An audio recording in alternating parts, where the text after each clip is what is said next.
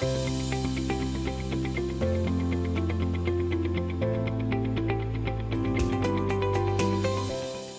and welcome to Innovation with Leadership series by ETBFSI.com. In this series, we bring the top voices of the industry who are transforming the financial services with new age technology and innovation.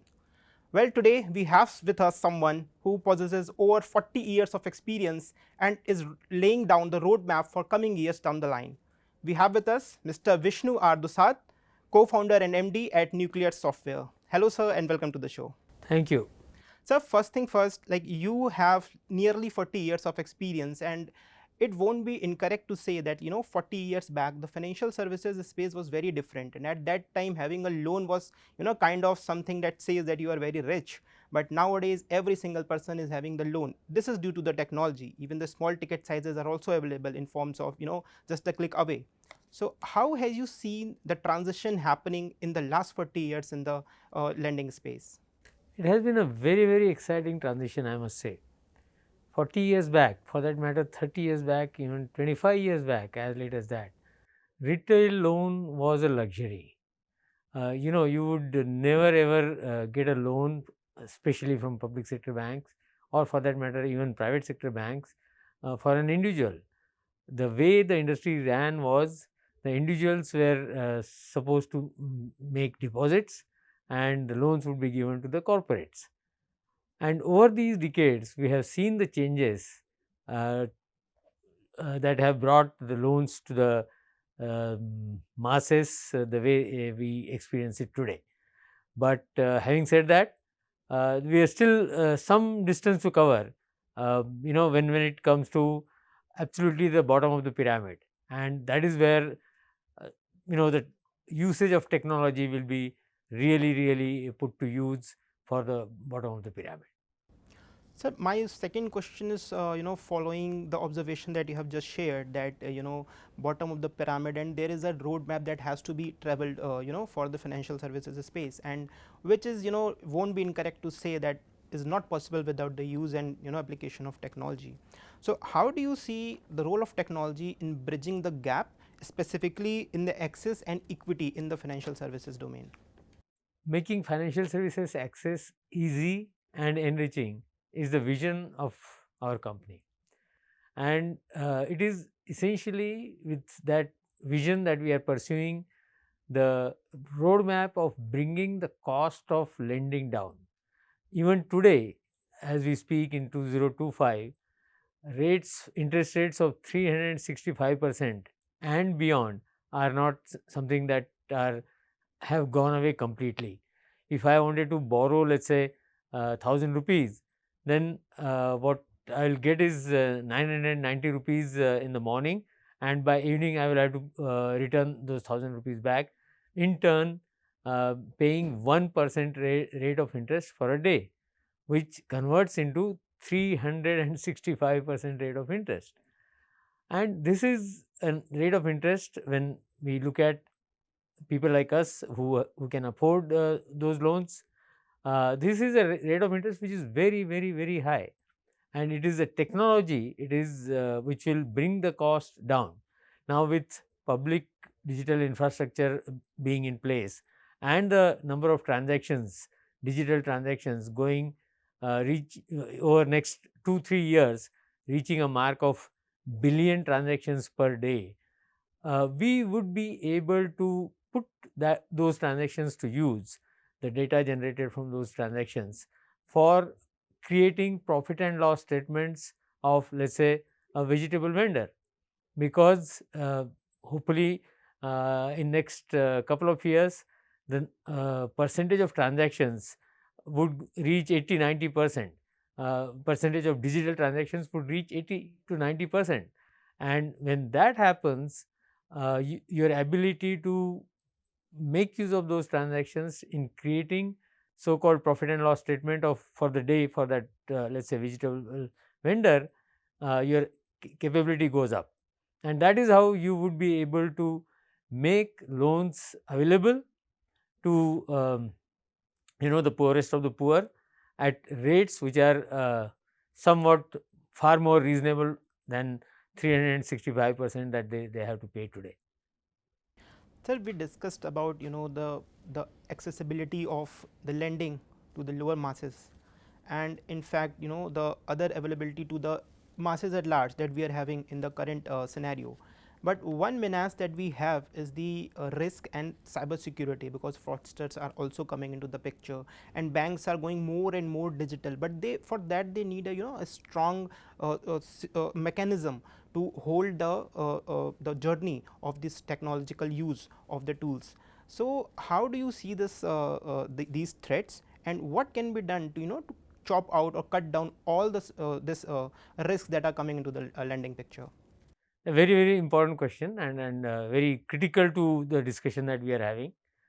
Um, while we are moving very steadily in the direction of creating billion transactions per day, the risk has also increased, I must say, and that is where the latest technologies like artificial intelligence are being put to use to make sure that the perpetrators are caught early, or are to begin with identified by making use of the patterns originating from a particular source, patterns reaching particular destinations, and combination of IT, um, telecom, and banking. All these three industries coming together are going to make sure that we are able to get signals about a fraud about to happen ahead of the fraud actually happening, and even when it is about to happen, when it happens, the speed with which all the three players will come together and move would make sure that the perpetrators are identified early, and we are able to make sure that they are caught. Today, unfortunately, we have to say that 90-95% of the perpetrators are not being traceable. But only when we are able to put AI to use, and Home Ministry, Finance Ministry, Telecom Ministry, they come together and create solutions which would address these challenges, we would be able to create an environment which is robust, reliable, and we cannot say zero fraud, but minimal frauds. So talking about the technological aspects and the development that are happening in the lending space, if I say like a couple of decades back, ATM came into the picture.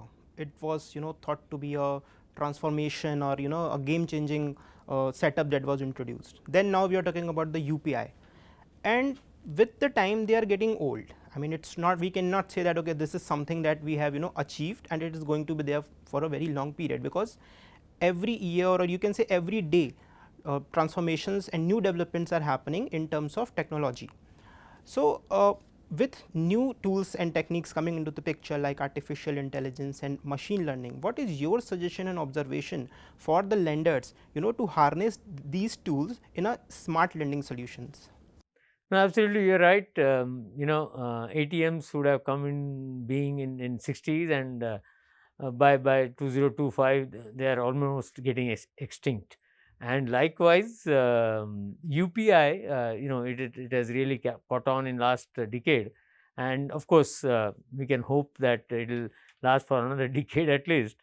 In a similar manner, ULI, which is uh, Reserve Bank's RBI's initiative, will really make a change to the lending scenario, because whole lot of data that has been digitized is being made available by ULI, and through that, ability of banks to leverage this data and make sure that they are able to lend without too much of risk uh, goes up very substantially. All the records about properties, they are getting digitized. Some properties may be small, some properties may be much more expensive, but every single property is getting digitized, and that is a huge boon for a lender. because then they can, in case of default, they can tap onto the property as a security. In a similar manner, as we earlier talked, the transactions, the day-to-day transactions themselves are getting are in the process of getting digitized heavily, and through that the lenders would be able to assess what is the amount an individual can borrow, and in a timely manner and in a effective manner, and loans, small loans, 1,000 rupee loans, 2,000 rupee loans could be made available at the rate of interest that the borrower is comfortable with. So, this is how we can see very exciting time, I would say, ahead. Uh, you know, over next couple of decades, we can visualize just the way things have moved in last 4 decades, from 100 crore loans to, let's say, 10,000 rupee loan. We can visualize the loan sizes coming down to as less as 500 rupees or 100 rupees, depending upon the need, and yet being profitable for the lending industry. So we talked about the coming years and how the digital transformation is going to happen in the lending scape. I would like to know from you that what role Nucleus Software is going to play in building the digital lending system in coming years down the line. And you can also give us a brief that how you are helping the banks and transforming the BFSI space. Excellent question.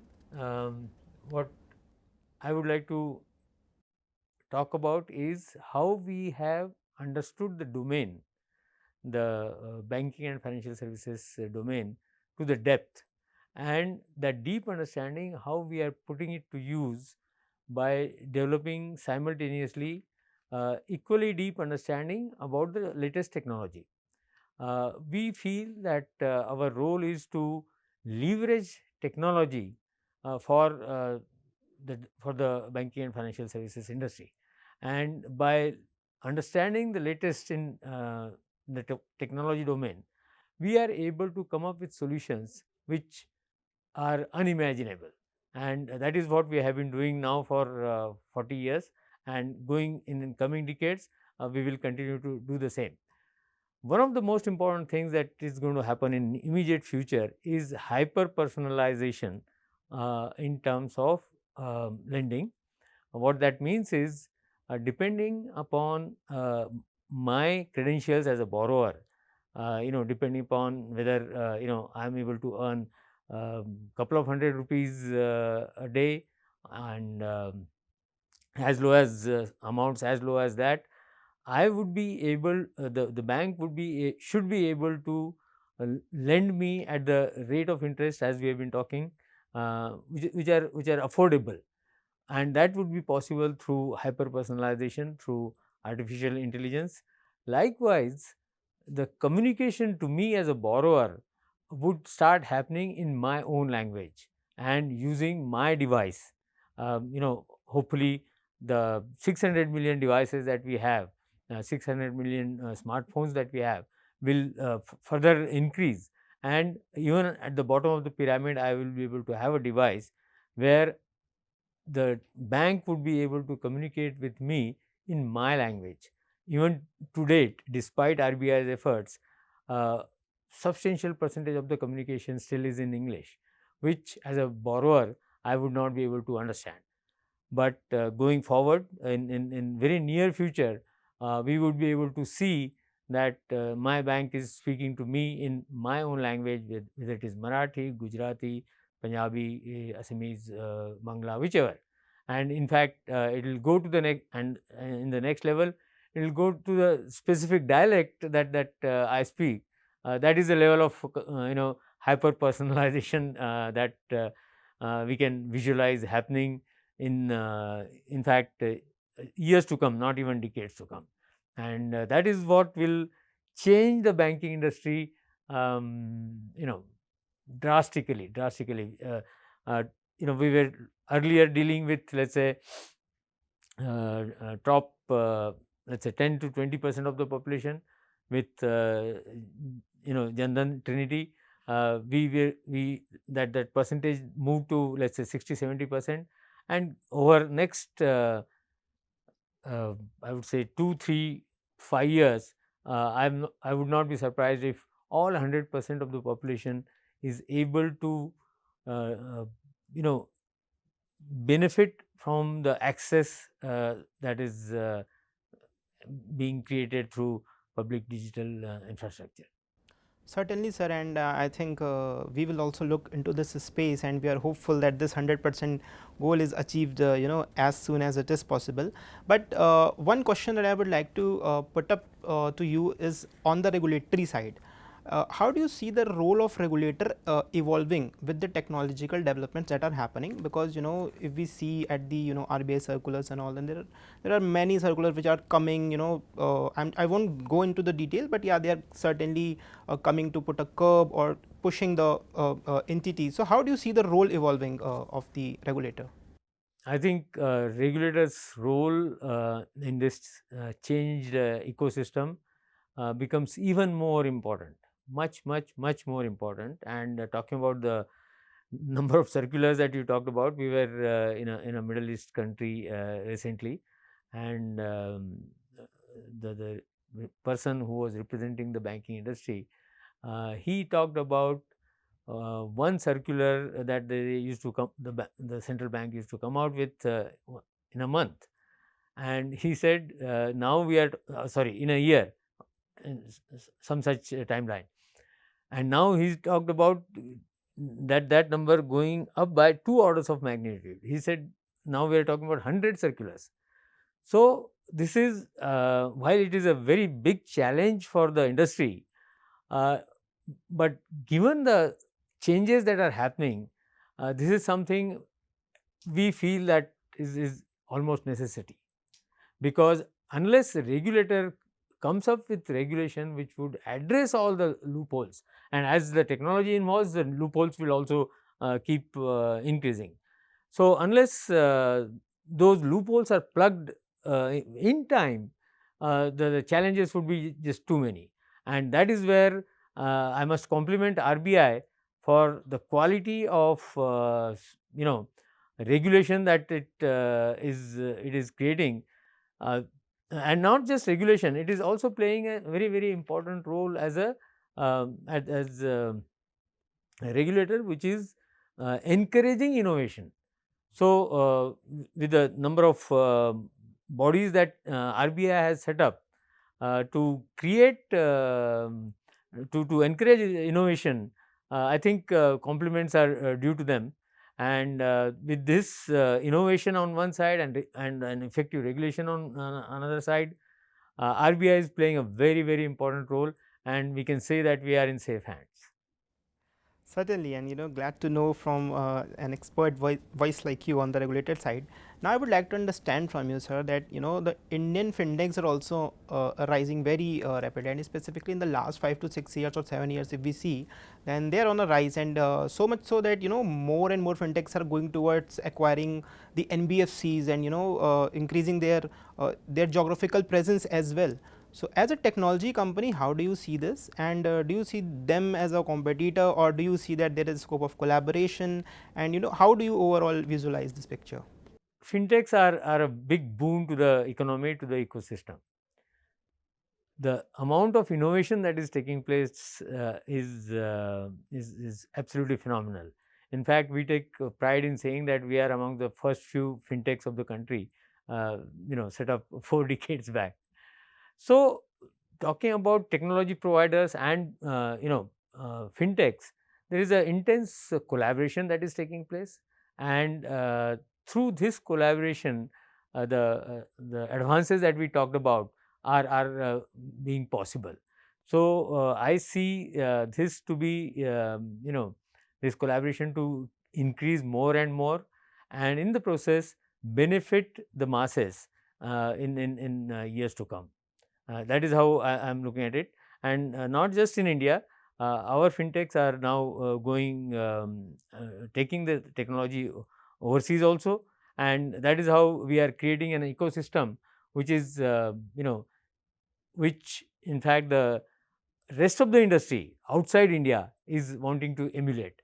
Thanks to what we have been able to achieve out of UPI, there are any number of developing countries who want to implement the same technology, and along with UPI, this entire ecosystem will also travel, and it's a very proud moment. If we can be of help to any of other countries. Well, sir, one more thing I would like to understand from you, that you mentioned about the 100% penetration and reaching the bottom of the pyramid. So, talking about the rural masses, I would like to understand that how do you see the challenge in terms of digital literacy for them, because we are coming with new innovative tools in the banking space, and banking space is something which the people are very protective, even if we talk about the metro cities, but now we are dealing with the rural masses and the bottom of the pyramid. So, how do you see this overall? Is it a challenge, or what needs to be done to make them more and more digital literate and capable in terms of banking and financial services? Very, very important point you raised. My take on this is that we do need to do much more than what we are doing to increase the digital literacy, and when we do that, our ability to help them save themselves from frauds will go up substantially. Today, the education is happening more, in my mind, more on peer-to-peer basis, which is just fine. But we need to take that to the next level, where this education, this literacy for digital financial services needs to be taken up, in a much more intense manner by again, I would say, entire government will need to come together. Again, Home Ministry, Finance Ministry, Telecom Ministry, Information and Broadcasting Ministry, all of them will have to play a very intense role in educating the rural masses, for that matter the urban masses also. Not that educated people are not getting frauded. There is enough fraud there also. So, the education level needs to go up very substantially in across the country, and that is how we will be able to reduce the number of frauds that are taking place as of today. Well, thank you so much, sir. I think I'm done with my question, and thank you so much for giving your valuable time and sharing all the valuable thoughts with us. Thank you. Thank you so much, Vikas.